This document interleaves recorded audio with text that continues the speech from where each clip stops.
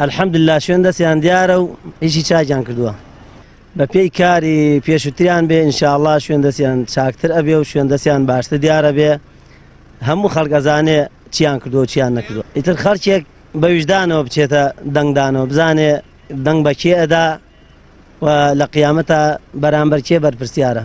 شەو ڕۆژمان خستووەتە سەر یەک بۆ سەرخستنی لیستی 104 کۆمەڵی ئیسلامی کوردستان لەبەر ئەوەی ئەندام پەرلەمانەکانی و وەزیرەکانی لە حکوومەتی هەرێمی کوردستاندا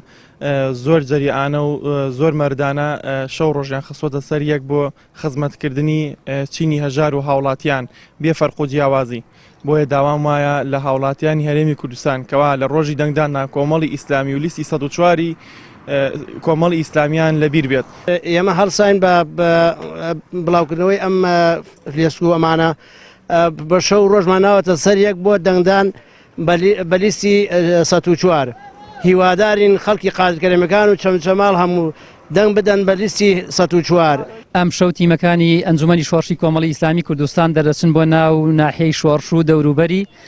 بەمەبەستی بانگەشەکردن و هەڵواستنی پۆستەر و لافیتە و فلێکسەکانی لیستی 104 کۆمەڵی ئیسلامی کوردستان و بۆ پشتیوانی لەو لیستە کە بەڕاستی لە ڕابردووە ئەو لیستە سەرەڕای کەمی ژمارەکەیان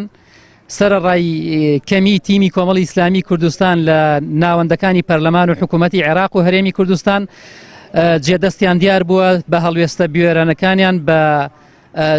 داکۆچیکردنیان لە مافی ڕەوا و لە قوتی بڕاوی خەڵکی کوردستان و خەڵکی عێراق لەسەر جادە و شوێنە گشتیەکان بە بەردەوامی پۆستەر و لافیتەی کۆمەڵی ئیسلامی هەڵەواسین و بە سەربەرزانە بانگەشەیەکی زۆر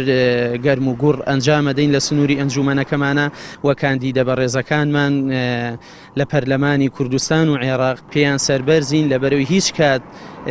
بەڵێنێکیان بە هاوڵاتیان نەدا و خاوەنی بەڵێنەکەی خۆیان نەبن. لە 4 ساڵی ڕابردوودا بینیمان ئەوانەی نەیاری کۆمەڵی ئیسلامیشن ئەو شایەتیەمان بۆ ئەدەن و داواکارم لە هاوڵاتیانی خۆشەویست لە ڕۆژی 12 پێنجدا دەنگەکانیان بۆ لیستی 104 کۆمەڵی ئیسلامی بێت.